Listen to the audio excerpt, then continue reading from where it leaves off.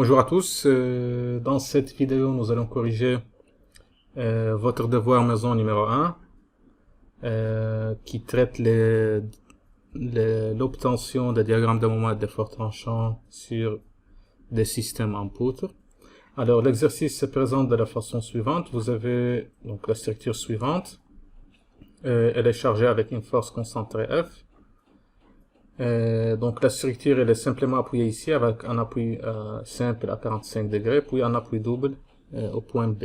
Alors ici vous avez donc une BG, c'est une barre verticale rotulée des deux côtés. Donc ça veut dire qu'il n'y a pas de transmission de moment entre la partie horizontale et la partie verticale. Mais quand vous regardez la rotule, vous voyez que la rotule elle coupe uniquement le membre BG. C'est-à-dire donc qu'on aura bien un moment de continuité dans cette poutre. Mais ce moment, il ne sera pas transmis au membre vertical. Ici, vous avez une barre de treillis rotulée des deux côtés, donc qu'on a en TS. Donc cette barre, elle va travailler en traction et en compression, donc elle va exercer des forces concentrées sur cette poutre. Donc, en fait, elle vient renforcer les genoux que vous voyez ici. Donc pour procéder à la résolution de l'exercice, la première chose ce sont les réactions d'appui.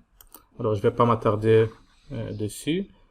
Alors vous avez ici, j'ai remplacé les appuis par les réactions. Donc vous avez ici une force concentrée, des réactions de la part de l'appui en B, puis une réaction inclinée dans l'appui simple en A qui peut se décliner en deux réactions verticales et horizontales.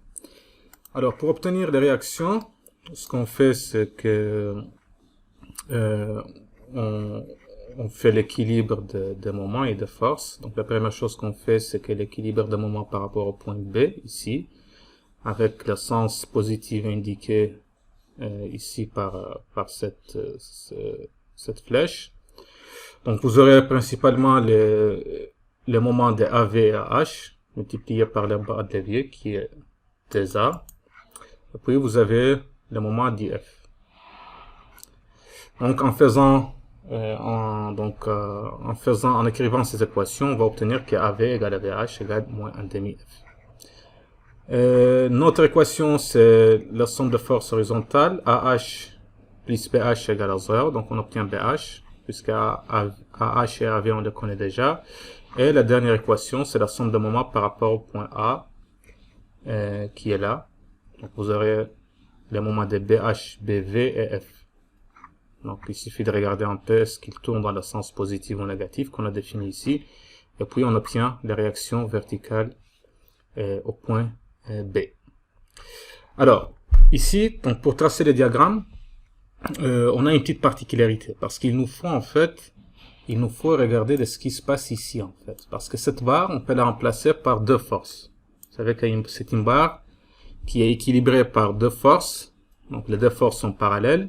Et donc c'est notre intérêt de sortir les deux forces et d'enlever cette barre et de la remplacer par la valeur de ces forces. Alors pour ce type de structure, lorsque vous avez deux structures, donc si vous voyez ici on a une structure, ici on a une autre, et en fait les deux structures, elles sont, donc il n'y a pas de transmission de moment de l'une vers l'autre. Donc dans ce cas, ce qu'on fait, ce qui est souvent simple de faire, c'est en fait d'enlever une structure et de la remplacer par les forces. Donc si on veut isoler par exemple la barre BG, si on veut l'isoler, on peut faire ça. Donc en fait la barre BG, si on l'isole, on aura les deux réactions ici au point B qu'on a déjà obtenues. On a la barre ici qui est en traction. Donc rappelez-vous que pour les barres de treillis, alors je passe rapidement ces notions parce que vous les avez déjà vues. Pour les structures en treillis, on considère que les barres sont en traction. Alors, ça veut dire quoi la barre en traction? Ça veut dire que la barre elle est tendue. Donc elle est tendue. Donc quand elle va, donc qu'est-ce qu'elle essaie de faire? Elle essaie de retourner sur son état initial. Donc c'est une convention. Parce qu'il faut qu'on parte de la même convention. Donc la barre elle part, donc la barre elle essaie de revenir sur son état initial. Et en fait ce qui se passe c'est que la barre elle exerce sur le nœud une force de traction. Ici, et de l'autre côté, l'autre nœud aussi, on a une force dans ce sens.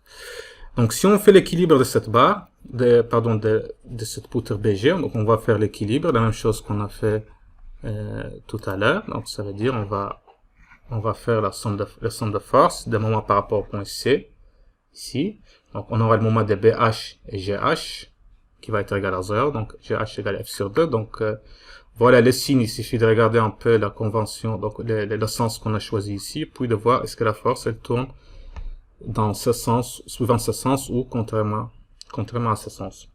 Et on va faire le somme de moments par rapport à G, donc on aura les S, donc le moment de S, sa composante, si vous voulez, horizontale, puis les BH, et on va trouver S égale racine de 2F, et si on fait la somme de force suivant la verticale, on va trouver que GV égale à 5 sur 2F. Donc là, j'ai passé rapidement un peu ces notions, parce que c'est pas l'objectif de l'exercice, même si c'est assez important. Donc ce que je vais faire ici, je vais regarder un peu la partie qui nous intéresse, qui est le diagramme des efforts internes. Donc voilà, donc j'ai pris là-bas les deux poutres, donc j'ai tracé un peu, j'ai reporté un peu les forces sur ces deux poutres. Remarquez ici que j'ai enlevé la barre S et que je l'ai remplacée par deux forces égale la racine de 2F. Et en fait, je vais essayer de tracer le diagramme des efforts internes de cette structure.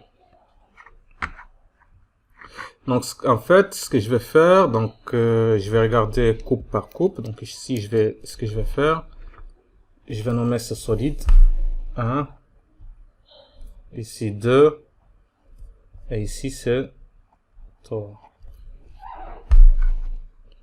Donc, en fait, ce que je vais faire, je vais regarder solide par solide. Donc, en fait, ce que je vais faire, je vais regarder. Alors, attendez, c'est pas la bonne couleur. Donc voilà. Donc, première chose, je vais faire une coupure ici dans le solide 1. Donc si je fais une coupure ici, qu'est-ce qui va se passer? Donc si je regarde, je fais une coupure ici. Rappelez-vous la convention des signes qu'on avait. Donc V c'est positif comme ça, lorsqu'on a une... donc ça c'est N. Et il est donc N c'est positif, ça sort toujours de la coupe. Ça c'est le N positif. Et V, ici, il est positif vers le bas, et le moment, il est positif, comme ça. Donc, si je regarde ici, donc ici, j'ai quoi? J'ai ici, donc je vais juste regarder la composante normale, j'ai ici un demi-F. Donc, un demi-F, j'ai ici, donc j'ai N qui est là, donc c'est une coupure comme ça, coupure positive. Donc, en fait, je vais trouver que N égale à, si je fais l'équilibre, je vais trouver que N égale 1 demi de F sur ce tronçon-là. Lorsque je dépasse ce point, j'aurai la composante horizontale de cette force. Ça veut dire que, donc, si je bouge ma coupe un petit peu ici,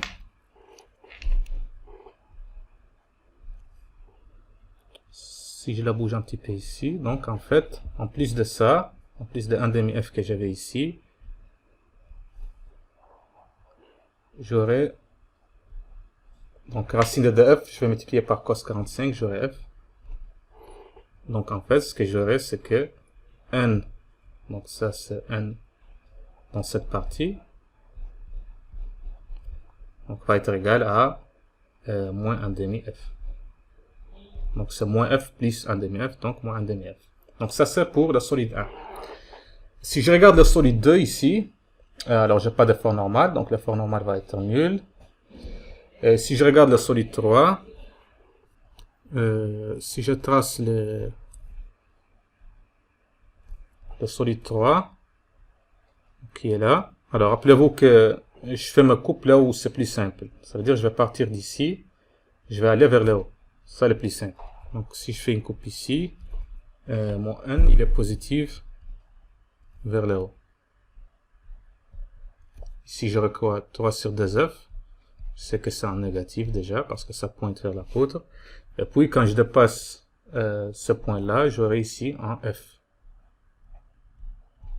D'accord? Donc ici ça va être moins 3 sur 2F. Moins 3 sur 2F, puis il y aura un F qui va s'ajouter, donc j'aurai moins 5 sur 2F. Donc si j'essaie de tracer tout ce que je viens de dire, donc je vais effacer. Donc je vais effacer un peu ce que je vais faire. Donc je vais tracer N. Donc ici on a dit ça va être 1 demi f. Demi f. Lorsque j'arrive ici, ça va devenir moins 1 demi f. Donc ça va être 1 demi f. Ici c'est moins 1 demi f. Ici c'est 0. Je n'ai pas de forme normale. Et ici j'aurai moins 3 sur 2f. Moins 3 sur 2f. Lorsque je dépasse ce point, rappelez-vous ce que j'ai fait ici, j'aurai un moins f qui va s'ajouter. Donc j'aurai moins 5 sur 2f. Voilà ce qui est pour l'effort normal.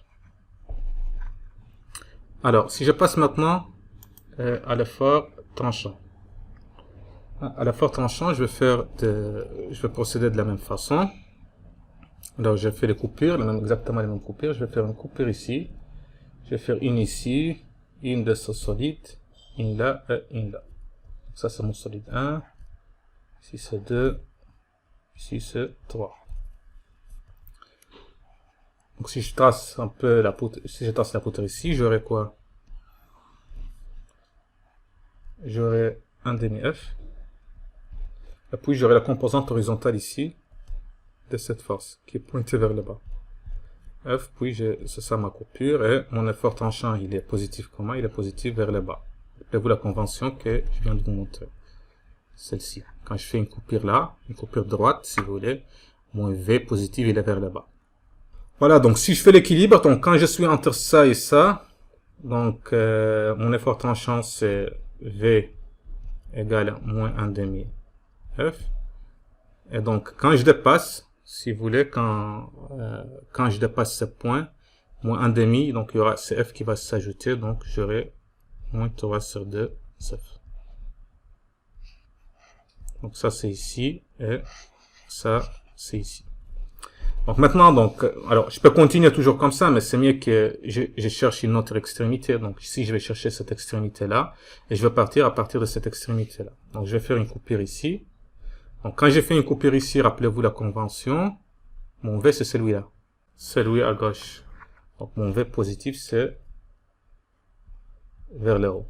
Donc j'aurai l'effort tranchant ici égal à F. Quand je fais l'équilibre V moins F égale à 0, donc V égale à F ici. Donc c'est facile pour le deuxième solide. Pour le troisième solide, la même chose. Alors, donc si vous voulez, je vais vous le tracer ici. Donc bien sûr, je pars d'ici, donc je vais couper là. Pour simplifier. Donc je pars toujours de l'extrémité, c'est mieux, c'est plus facile. Donc j'aurai ici 3 sur 2F. 1 sur 2F. Et mon V positif, il est vers le haut. Ok, donc quand je fais l'équilibre, donc V va égaler moins 1 sur 2F. Quand je dépasse ce point-là, j'aurai un F qui va s'ajouter. F, il est comme ça. D'accord? Donc il est positif. Donc j'aurai moins 1 sur 2F plus F. Donc j'aurai 1 sur 2F. Donc si je trace tout ça, donc si je libère un peu de l'espace ici. Ok, donc ce que je vais faire, c'est que je vais tracer les efforts ici. Donc ici, j'ai dit que j'avais moins 1 sur 2F en négatif. C'est la valeur de la force qui est là. Ensuite, quand je dépasse ce point-ci, j'aurai un F qui va s'ajouter. Donc, j'aurai un demi F qui va s'ajouter. Donc ici, j'aurai un demi F qui va s'ajouter.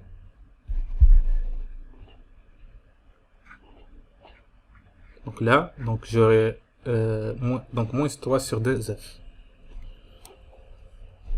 Je vais faire un saut avec F, moins F. Ça c'est négatif. Donc ici, la valeur totale ici, moins 3 sur 2F. Ce côté, je dis ça va égal à plus F.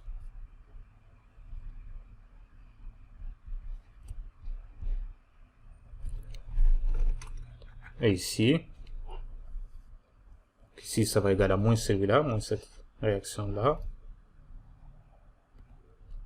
Et donc, il y aura un F qui va s'ajouter lorsque je dépasse là-bas.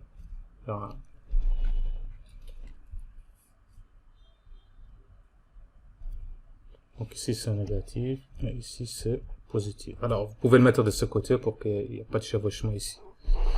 Donc c'est bon pour l'effort tranchant. Voilà mon effort tranchant, moins 1,5 F, ça fait un saut de F. Ici, moins 1,5 F, on ajoute un F, ça va être plus 1,5 F. Puis ici, ça va être plus F. Donc maintenant, reste un peu la partie la plus importante, c'est le moment. Donc le moment, on sait déjà que tous nos moments vont être linéaires. Donc si on fait une coupure ici, donc première chose, si on fait une coupure ici, quand on regarde le moment, on fait l'équilibre. Donc on a le moment égal à F fois X. Donc F fois X. M F fois X. Donc ce qu'on va faire, on va tracer F fois X. Donc en négatif. Ça va être un moins F fois X. Il tourne dans le même sens ici. Donc quand on... Donc Fm moins F fois I plus F fois X égale à 0. Donc M égale moins F fois X. Donc dans cette partie-là, donc il faut chercher cette distance. Ça va être moins 2 A fois F. Donc c'est bon. Ici la même chose. Ici, donc si on fait une coupure ici, qu'on met un autre moment, donc le moment ici va être égal, si vous voulez, moins 1,5 F fois X. Donc moins 1,5 F fois X. Donc linéaire. Donc ici, ça va être moins 1,5 F fois A.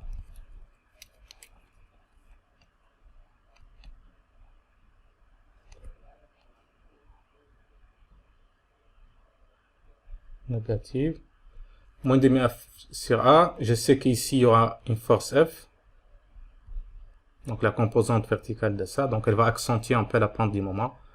Pour finalement, donc ici vous avez, alors si vous voulez ici, puis vous avez, donc la pente elle casse un petit peu.